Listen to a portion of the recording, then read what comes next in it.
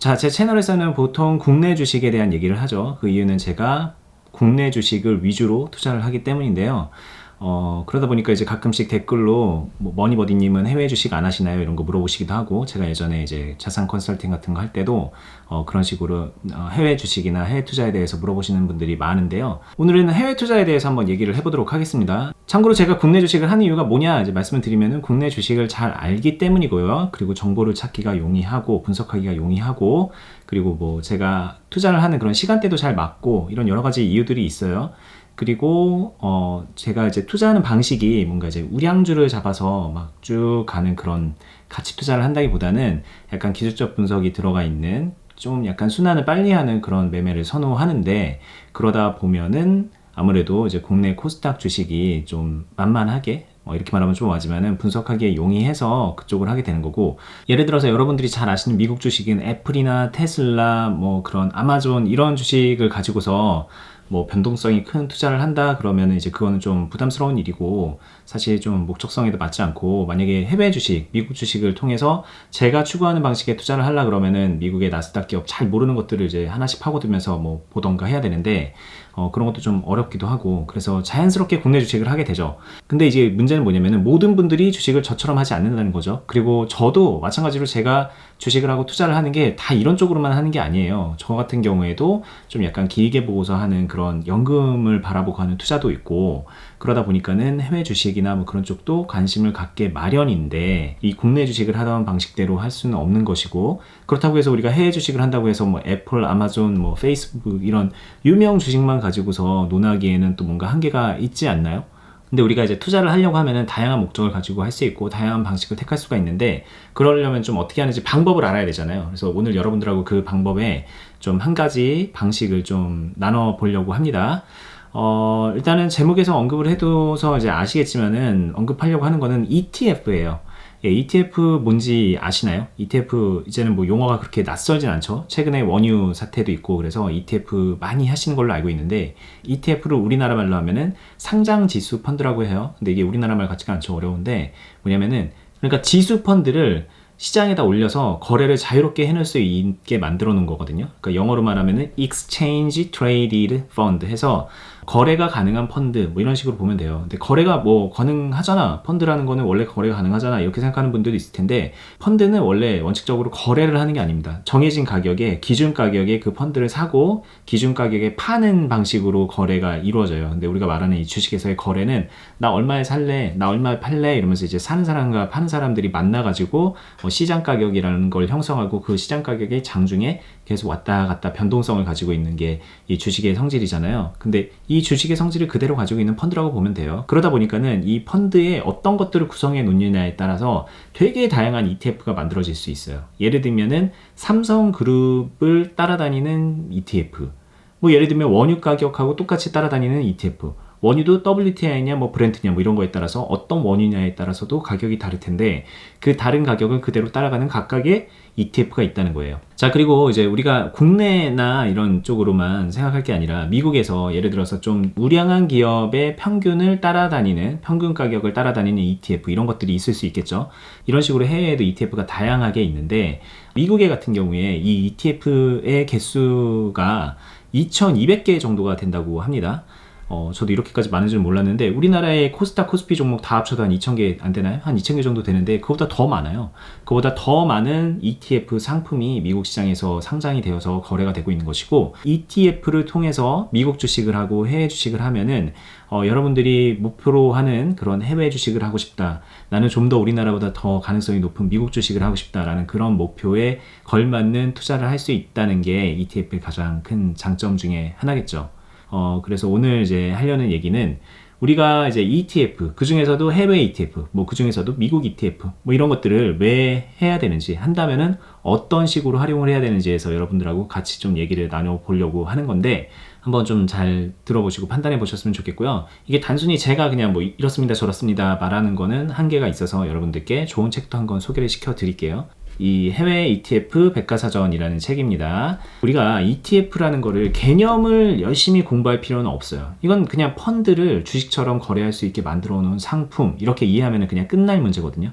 근데 ETF라는 걸 우리가 공부를 한다면 어떤 쪽으로 집중해서 공부를 해야 되는가 가만히 생각을 해보면, ETF가 어떤 것들이 있고 어떤 특징들이 있는지에 대해서 좀 개별적인 공부를 하는 거거든요. 근데 그런 공부를 할 때 뭐 네이버 증권에서 찾아볼 수도 있을 거고, 아니면 각 증권사에서 배포하는 그런 자료들을 볼 수도 있을 텐데, 뭐 여러분들 이제 초보자분들 같은 경우에는 그런 것들 다 어렵게 느껴지실 거고, 일단 좀 최초의 가이드라인이 되는 그런 책을 한 권 봤으면 좋겠다라는 생각을 하실 것 같아요. 근데 그런 분들한테 오늘 이제 소개해드리는 이 책이 꽤 도움이 될 것 같습니다. 참고로 저도 이제 ETF, 그중에서도 해외 ETF를 그렇게 많이 알고 있지는 않기 때문에 이 책을 한번 이렇게 쭉 보면서 설명된 것들을 봤는데, 오, 이렇게 카테고리화 돼 있고, 이런 식으로 섹터가 나눠져 있고, 이런 식으로 내가 접근할 수 있는 메뉴들이 다양하게 있었구나 라는 거를 한 번에 머리에 딱 넣고서 시작을 할 수 있었기 때문에 좀 접근이 되게 용이했고요. 정보를 찾아보려 그래도 시간 단축을 많이 할 수 있는 그런 장점이 되는 책이었어요. 그래서 이제 백과사전이라는 이름을 달고 있는 만큼 옆에다가 하나 껴두고서 이제 투자를 하는데 참고를 해보면 좋겠다라는 생각이 들어서 여러분들께 소개를 드리고요.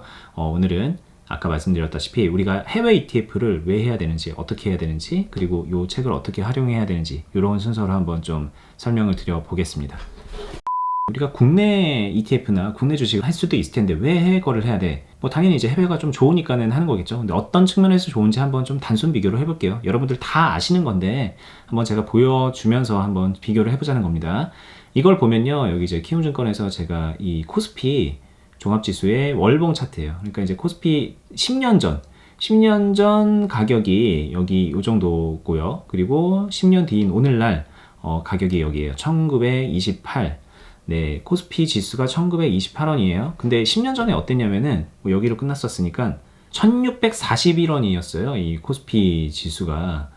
그러니까 진짜 거의 차이가 없죠. 그리고 차이가 없다라고 하기도 민망한 게, 얼마 전에 이제 그 질병 사태로 인해서 1439까지 내려갔다가 지금 회복을 해서 1928로 다시 온 거거든요. 물론 그 중간에 2600까지 가기도 했었지만 뭐 그렇다고 해서 2배까지 올랐냐? 뭐 그런 것도 아니고 10년이 지났는데도 거의 대부분 비슷한 요 박스 가격에서 놀고 있었다는 거예요. 요 박스에서 놀고 있었고, 요거를 잠깐 한 1, 2년 잠깐 벗어나서 이렇게 놀다가 다시 돌아왔고, 오히려 저점을 깨는 불안한 모습까지 보여준 게 우리나라의 이 주식시장의 현 주소란 말이죠. 그러니까 10년이 지나도 가격이 그대로인 이 주식시장에서 돈을 벌면 얼마나 벌 수 있겠어 라고 회의적으로 생각을 하는 것도 맞는 얘기예요. 그래서 우리는 이제 우리나라의 주식을 한다면은 이런 박스권에서의 움직임을 적절하게 활용을 해서 매매를 해야만 수익을 챙길 수가 있고, 뭐 이게 그렇게 나쁜 건 아니거든요, 사실. 그래서 저도 이제 국내 주식을 하는 건데, 알고 나면 괜찮은 거지만 잘 모르는 분들, 그러니까 나는 우상향하는 곳에서 투자를 하고 싶어 라는 생각을 하는 분들이라면 이런 코스피 지수, 그러니까 우리나라의 주식 시장은 맞지가 않죠, 일단. 그래서 우리가 이제 눈을 돌리는 게 해외인데, 그 중에서도 미국인데, 한번 미국 시장이 어땠는가를 한번 볼게요. 여기서 보면요, 이거 이제 네이버에서 한번 보여드리겠습니다. 제가 예전에 이제 얼마 전에 네이버 증권을 이용해서 주식을 하는 방법에 대해서 소개를 시켜드렸는데, 지금처럼 이렇게 네이버 주식, 네이버 금융에 들어오면은 이런 차트를 볼 수가 있어요. 근데 이 차트가 지금 다우산업입니다. 다우산업이 이제 대표적인 미국 시장의 그 전체적인 평균을 보여주는 그런 지수죠.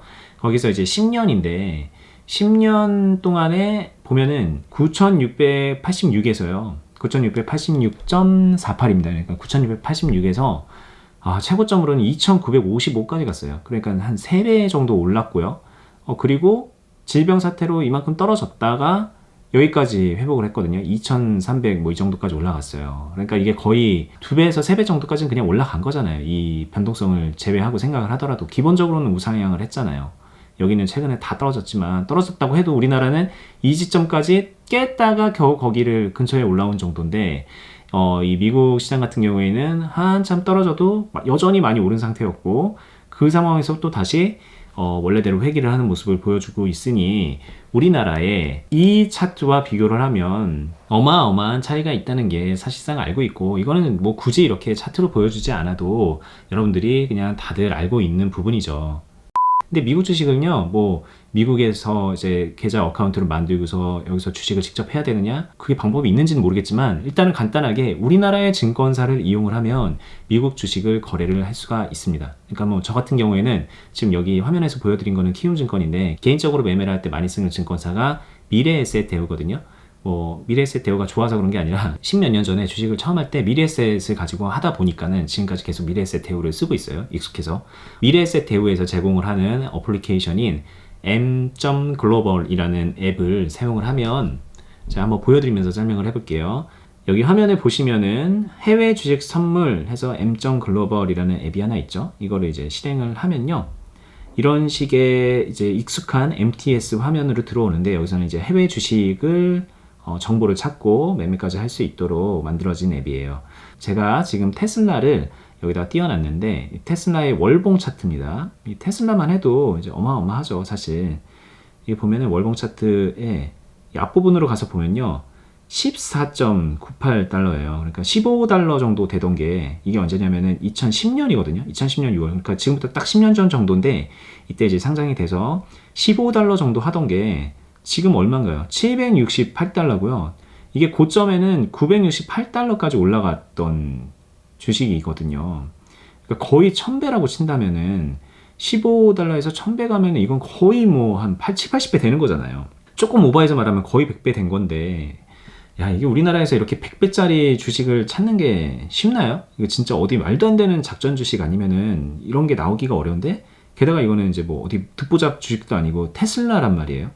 이런 식의 이제 글로벌 스타 기업이 나올 가능성이 있는 곳에 내 돈을 맡기면은 나도 부자가 되지 않겠어, 이런 굉장한 희망을 갖게 만드는 게 이 바로 미국 주식이란 말이죠. 자, 그리고 좀 더 보면은 뭐 여기서 뭐 예를 들어서 애플, 이번에 애플을 한번 볼까요? 여기서 보면은 기업 정보 같은 것도 볼 수가 있어요. 애플의 주가, 수익률 어느 정도 되고, 52주 최고 최저, 거래량이 어느 정도 나오고, 시가총액은 얼마 정도 되는지, 뭐 그런 거부터 해서 여기에 주가 추이 같은 거, 주주 정보도 볼 수 있고요.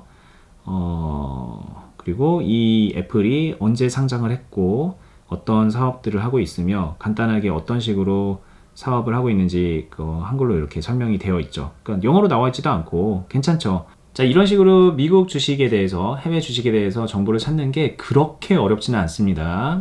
여기 우리나라 증권사 앱을 이용하기만 해도 어느 정도는 알 수가 있으니까. 근데 이제 들어가서 보시면 아시겠지만, 야, 그 수많은 주식들 중에서 어떤 게 괜찮은 거고 어떤 게 안 괜찮은 건지 어떻게 찾냐, 이렇게 접근을 하기 시작하면은 진짜 어렵긴 어려워요.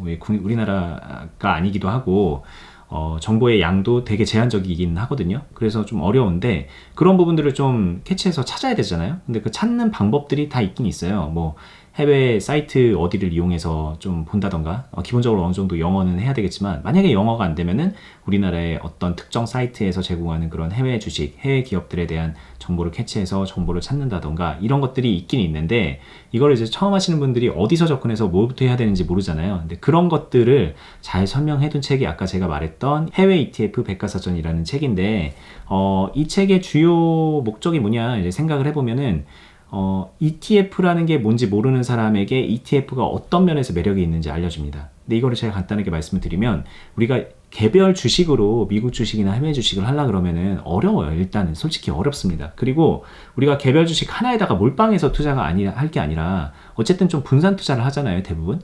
그렇다면은 굳이 내가 종목을 하나하나 찾아서 분산을 하는 것보다는 애당초 분산이 돼서 펀드화 되어 있는 ETF를 내가 선택해서 매수를 하고 매도를 하면, 즉 매매를 하면, 그러면 자연스럽게 분산을 해서 투자를 하는 그런 효과가 나타나고, 그리고 그럼으로써 지금 보여드렸던 테슬라 같이 성장성 있는 기업들도 자연스럽게 픽을 할 수 있는 그런 가능성이 열리기 때문에 ETF가 좋고요. 그 ETF라는 게 꼭 주식뿐만이 아니라 뭐 리츠라든가, 그러니까 부동산 같은 거, 그리고 금, 은, 원유, 이런 상품, 이런 실물 상품 같은 거에도 귀리 막 이런 것도 있거든요. 구리, 기리 막 이런 것도 투자를 할 수 있는 그런 방법들이 있기 때문에 그쪽으로도 이제 접근을 해볼 수가 있는데, 제가 말씀드린 것처럼 이런 게 있는지도 몰랐던 분도 많잖아요. 근데 그런 분들한테 이런 ETF들이 있다, 특히 해외 ETF에서 이런 것들이 있다라고 쫙 정리를 해서 보여주는 백과사전 같은 책이기 때문에, 다시 말씀드리지만 여러분들께 도움이 되는 측면이 있을 거예요. 그리고 책이 좀 그래도 마음에 들었던 게,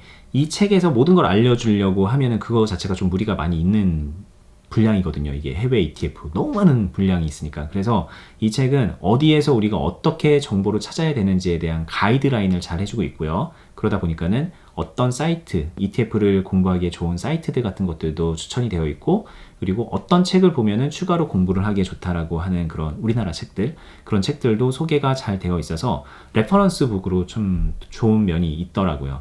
참고 문헌이 많이 있는 책이 좋은 책이다라는 얘기도 많이 하시는데, 그런 면에서는 실용서적으로서 괜찮은 점수를 줄 수 있는 책인 것 같아요. 그리고 이 책의 마지막을 보면요, 마지막 부분에는 주식을 가지고 ETF 투자하는 것과 비슷하게 하는 방법도 소개를 해드리고 있는데, 이게 무슨 말이냐면 우리가 ETF를 하는 이유가 뭔가요?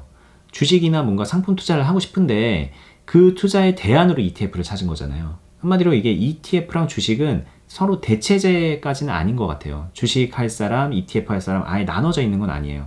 ETF를 하는 사람들도 언제 어떤 이유로 개별 주식으로 넘어갈 수 있는 거고, 그래서 ETF 안 하고 그때부터 주식 투자를 할 수도 있는 거란 말이죠. 근데 어쨌든 이 주식을 하든 ETF를 하든 이 양자택일하는 사람의 성향은 비슷할 거예요. 뭐냐면은 좀 성장성이 있는 곳에다가 투자를 하고 싶다.